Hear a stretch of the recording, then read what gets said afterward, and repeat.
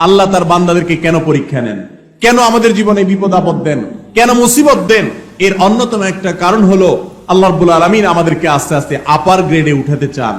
Class 1 এর পরীক্ষায় পাশ করলে 2 তে উঠা যায়, 2 তে পাশ করলে পরবর্তীতে উঠা যায়, 5 এ পাশ করলে 6 এ উঠা যায়, এভাবে এসএসসি পাশ করলে এইচএসসি তে যাওয়া যায়, এইচএসসি শেষ করলে তারপরটাতে যাওয়া যায়, এভাবে আস্তে আস্তে মানুষ উপর দিকে উঠতে থাকে। ঠিক একই ভাবে ইমানদার যখন পরীক্ষা দিতে থাকে আল্লাহ রাব্বুল আলামিন তাকে ইমানদার হিসাবে আল্লাহর কাছে তার মাকামকে উপর দিকে উঠাতে থাকেন। এজন্য বিপদে সবর করতে হবে, ধৈর্য ধারণ করতে হবে। আর মনে রাখতে হবে আল্লাহ বলেছেন ওয়ালা তাহিনু ওয়ালা তাহজানু, তোমরা মন খারাপ করবে না, হীনমন্য হবে না, তোমরা পেরেশান হবে না, চিন্তিত হবে না। তুমি নিজে দেখো তুমি ইমানদার কিনা, তোমার ভেতরে ঈমান আছে কিনা, তুমি শিরিক মুক্ত ঈমান লালন করো কিনা, তুমি সে বিষয়টি এনশিওর করো, সেটা তুমি যাচাই করো। নিজের ভেতরে যদি ঈমান থাকে, যদি আল্লাহর প্রতি তোমার আস্থা অবিচল থাকে, মনে রাখবে তুমি কখনো পরাজিত হবে। আল্লাহ রাব্বুল আলামিন কোরআনে হাকিমে বলেছেন যারা ঈমানদার স্বয়ং আল্লাহ তাদের অভিভাবক, তাদের বিপদে আল্লাহ সান্ত্বনা দেন। উহুদের যুদ্ধে নবী করিম সাল্লাল্লাহু আলাইহি সাল্লামের সাহাবীগণ সাময়িক বিপর্যয়ের কারণে তাদের মনে কষ্ট হয়েছে। আল্লাহ রাব্বুল আলামিন তাদেরকে সান্ত্বনা দেওয়ার জন্য আয়াত নাযিল করেছেন এবং বলেছেন যে তোমাদের চিন্তা করার কোনো কারণ নেই, তুমি ঈমানদার যদি হয়ে থাকো তাহলে হাতি মরলেও লাখ, বাঁচলেও লাখ, কোনো লস নাই। ঈমানদারের অবস্থা একই রকম। আমাকে অনেকে এসে বলেন ভাই এত বিপদ যে দেয়ালে পিঠ থেকে গেছে আর পারি না। অনেক মা বোন অভিযোগ করেন যে স্বামী এত খারাপ যা আর টিকা যায় না, অনেক জুলুম, অনেক কষ্ট। এই হতাশ, এই দুর্দশাগ্রস্ত মানুষ অনেক সময় নিরাশ হয়ে যায়, আল্লাহর প্রতি অভিযোগ নেওয়া শুরু করে, আল্লাহর প্রতি নালিশ করা শুরু করে। আমি বলি ভাই ঈমানদারের জীবনে যত কষ্ট হোক এই কষ্টের শেষ আছে না নাই? কি বলেন? আমাদের জীবনে যত কষ্ট আসে, বিপদ আসে, এই বিপদগুলো কি কখনো শেষ হবে নাকি হবে না? একজন ঈমানদারের জীবনে বিপদ তাকে কষ্ট দিতে দিতে না হলে মেরে ফেলবে, মৃত্যু পর্যন্ত যাবে। এর বাইরে কিছু হবে? এর বেশি কিছু হওয়ার রাস্তা আছে? কিন্তু আমার জীবন তো এক সময় দিতেই হবে, মৃত্যু তো এক সময় আসবেই। আমি যদি সবর করতে করতে মৃত্যুবরণ করতে পারি, আমি যদি ধৈর্য ধারণ করতে করতে মৃত্যুবরণ করতে পারি, তাহলে সেই মৃত্যু আমাকে অনন্ত অসীম কালের বিপদ থেকে রক্ষা করবে ইনশাআল্লাহ।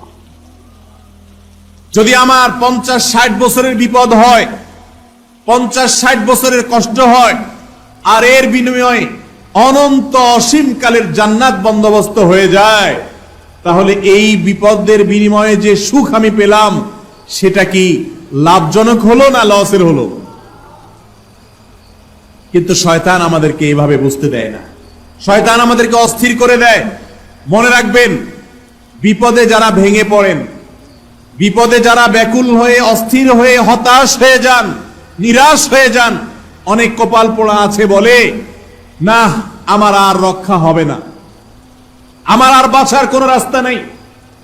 অনেকে আল্লাহর প্রতি অনাস্থা প্রকাশ করে, আল্লাহর প্রতি ভরসা হারিয়ে ফেলে। আছে না নাই এরকম? এরকম যদি হয় তাহলে বড় দুর্ভাগা ভাইয়েরা আমার। বিপদের কষ্ট করলেন আর আল্লাহর প্রতি আস্থা ভরসা ছেড়ে দিয়ে ঈমান হারা হয়ে জাহান্নামে যাওয়ার ব্যবস্থাও করলেন। একবার প্রিয় নবী সাল্লাল্লাহু আলাইহি সাল্লাম এক লোকের মাথার পাশে অসুস্থ অবস্থায় তাকে দেখতে গিয়েছেন, তার শুশ্রূষা করতে গিয়েছেন। নবী সাল্লাল্লাহু আলাইহি সাল্লাম বলছেন আল্লাহ চাহেন তো তুমি সুস্থ হয়ে যাবে। সে বলছে না, সুস্থ হব না। নবীর কথার উপর কথা বলেছে, সেজন্য আল্লাহ রাব্বুল আলামিন তাকে একটু পরেই ওয়াফাত দিয়ে দিয়েছে, সে মারা গেছে। আল্লাহ রাসূল সাল্লাল্লাহু আলাইহি সাল্লামের শান এবং মর্যাদা আল্লাহর কাছে এত বেশি যে আল্লাহ রাসূল সাল্লাল্লাহু আলাইহি সাল্লামের মুখের উপর কেউ বেয়াদবি করলে আল্লাহ রাব্বুল আলামিন তার শাস্তি দুনিয়াতে নিশ্চিত করেন, আখিরাতেরটা তো আছেই। স্বয়ং আল্লাহকে গালি দিলে আল্লাহ রাব্বুল আলামিন এত বেশি তড়িৎ গতিতে তার শাস্তি দেন না, যতটা আল্লাহ রাব্বুল আলামিন তার রাসূল সাল্লাল্লাহু আলাইহি সাল্লামের শান বেয়াদবি করলে দেন। এই জন্য রাসূল সাল্লাল্লাহু আলাইহি সাল্লামের সুন্নাতকে অনুকরণ করা, অনুসরণ করা, তার আদর্শকে মেনে চলার চেষ্টা আমাদের করতে হবে। মুহতারাম হাজরিন, রাসূল করিম সাল্লাল্লাহু আলাইহি ওয়াসাল্লাম আমাদেরকে অভয় দিয়েছেন, সাহস দিয়েছেন। যখন বিপদ আসলে কেউ ভেঙে পড়ে, অনেক মুরব্বীদেরকে দেখবেন বিপদ আসলে এমন কথা বলে যে ঈমান চলে যায়। হয়তো নিজের আদরের ছেলেটা মারা গেছে, অনেকে বলে যে আজরাইল আর কাউকে দেখলো না, আমার ছেলেটা নিয়ে শুধু দেখছে, এরকম বলে না অনেকে। ভাইরা আমার, আল্লাহ রাব্বুল আলামিন বলেছেন ওয়ালা ইয়াইআস মির রাউহিল্লাহ ইল্লাল কওমুল কাফিরুন। আল্লাহর রহমত থেকে যদি কেউ নিরাশ হয়ে যায় যে না আর হবে না, অনেক সময় আমরা অনেক ভাইরা আছে না জেনে বলে ফেলে, মূর্খতার সাথে কুফরি কালাম বলে ফেলে, বলে আল্লাহ নেমে আসলেও পারবে না। নাউজুবিল্লাহ। আল্লাহ পারবেন না এমন কোন কাজ আছে? আল্লাহ রাব্বুল আলামিনের গুণবাচক নাম হলো কাদির, ফাআলুল লিমা ইয়াশা। আল্লাহ যা ইচ্ছা তা করতে পারেন, সব কিছু করতে আল্লাহ সক্ষম। আল্লাহর সক্ষমতার বাইরে, আল্লাহর ক্ষমতার বাইরে কোনো কিছু আছে? যদি কোনো মুসলমানের সন্তান বলে যে আল্লাহ নেমে আসলো এটা পারবে না, তাহলে তার ঈমান থাকবে?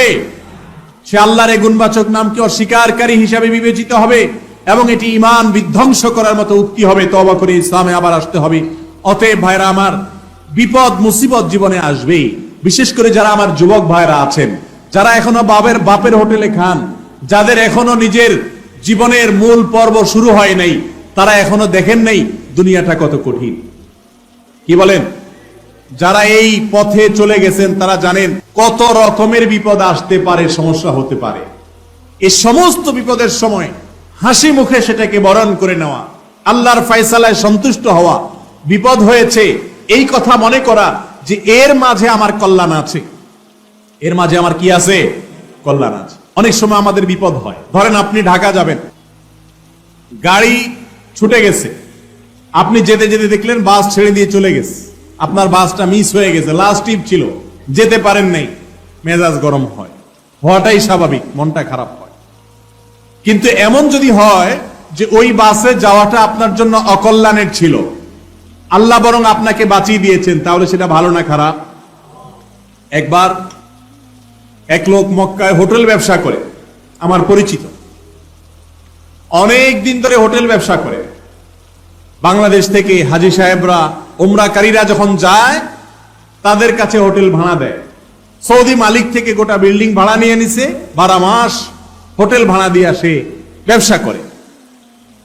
তার হোটেলে মাঝে মধ্যে আমিও ছিলাম। একবার সে দেখলাম হঠাৎ করে মন খারাপ করে বসে আছে, অনেক মন খারাপ। বললাম ভাই কোনো সমস্যা? বলে হুজুর সমস্যা তো অনেক বড়। কি সমস্যা বলেন দেখি? বলেন হুজুর সমস্যা হলো আমি এই হোটেলটা বহুদিন ধরে এটা ধরে রাখছি, মালিকের কাছ থেকে নিয়ে আমি ব্যবসা করি, আল্লাহ তাআলা আমার রিজিকের ব্যবস্থা এর মাধ্যমে করেন। আমারই স্বদেশী আরেক ভাই সে এসে আমার মালিকের সাথে গোপনে কথা বলে আমি যেই টাকা নেই তার চাইতে আরো 2 লক্ষ রিয়াল কম বেশি, 2 লক্ষ রিয়াল বেশি দিয়ে সে এটা তার কাছ থেকে নিয়ে নিছে গোপনে গোপনে।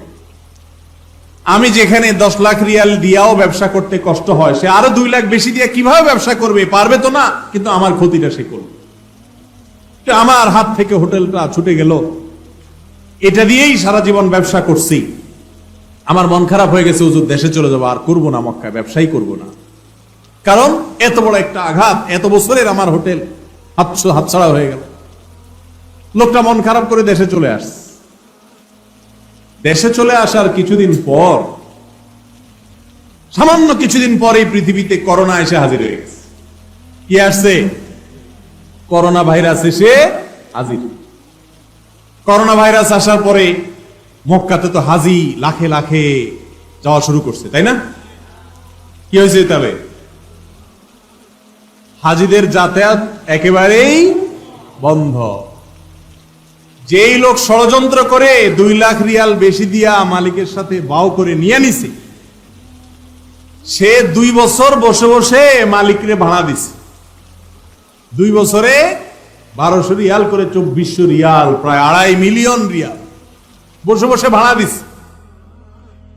হাজি একটাও নাই, ব্যবসা নাই, ভাড়া তো অগ্রিম দিতে হয়। সৌদি আরবে ভাড়া অগ্রিম দিতে হয়, যারা সৌদি প্রবাসী তারা যান, ভাড়া তো আগে দিয়ে রাখতে হয়। ভাড়া তো দেওয়া শেষ সৌদিরে, সৌদি তো টাকা নিয়ে শেষ, রিয়াল নিয়ে শেষ।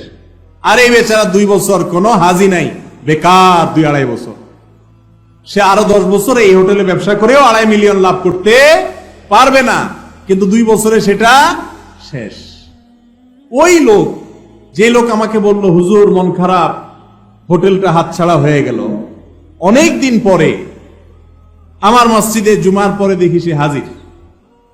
আমি তাকে দেখে বললাম, ভাই আপনার যে বিপদ হয়েছে সেই বিপদে তো আমি দেখি আল্লাহ আপনার প্রতি রহম করছে। আপনি তো গর্তে পড়ে যাচ্ছিলেন, আল্লাহ ধাক্কা দিয়ে আপনারে বাংলাদেশ পাঠায় বাঁচাই দিস। লোকটা আমারে বলে, হুজুর আমি যদি সারা জীবন সেজদায় পড়ে থাকি, আমি যদি মৃত্যু পর্যন্ত সেজদায় পড়ে থাকি, আমার মালিকের এই উপকারের, এই নিয়ামতের শুকরিয়া আমাদের করতে শেষ করতে পারবো না। আমার মন খারাপ হয়ে গেছে যে আমার ব্যবসা, আমার রুটি রুজির মাধ্যম, আমার মুখ থেকে লোকমাটা কেড়ে নেওয়া হলো। কিন্তু কিছুদিন যাওয়ার পর আমি দেখলাম যে এটা বিপদ নয়, এটা নেয়ামত ছিল। এই বিপদের পেছনে নেয়ামত লুকায়িত ছিল। আমার মালিক আমাকে গর্ত থেকে ধাক্কা দিয়ে বাঁচিয়ে দিয়েছেন, আর যে আমার ক্ষতি করতে চাইছে আল্লাহ তারে ডুবাই দিছে। এটা আমার নিজের চোখে দেখা ঘটনা।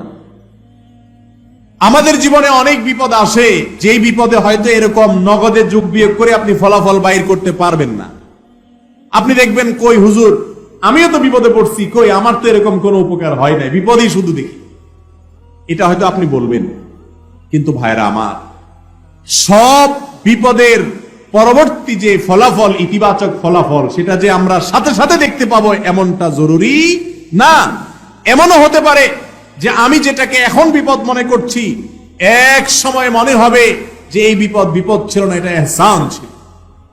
আর যদি কিছু না হয়, দুনিয়াতে আপনার বিপদের বিনিময়ে ভালো কিছুই না পান, বিপদে শুধু কষ্টই করলেন আপনি, আর কিয়ামতের দিন যদি দেখেন আপনার বিপদের বিনিময়ে আল্লাহ রাব্বুল আলামিন আপনার জন্য জান্নাত প্রস্তুত করে রেখেছেন, আপনাকে যদি বলেন, আল্লাহ বান্দা যত বিপদ দিয়েছি মেনে নিয়েছ, সবর করে নিয়েছ, হাসি মুখে বরণ করেছ, আর তার বিনিময়ে তোমাকে আমি জান্নাত দিলাম, তাহলে এই বিপদের বিনিময়ে অনন্ত অসীমকালের জান্নাত পাওয়া, এটা কি লাভের ডিল হলো না লসের ডিল হলো? আল্লাহ রাব্বুল আলামিন বিপদ আপদে পাহাড়ের মতো ধৈর্য ধারণ করার তৌফিক আমাদেরকে দান করুন।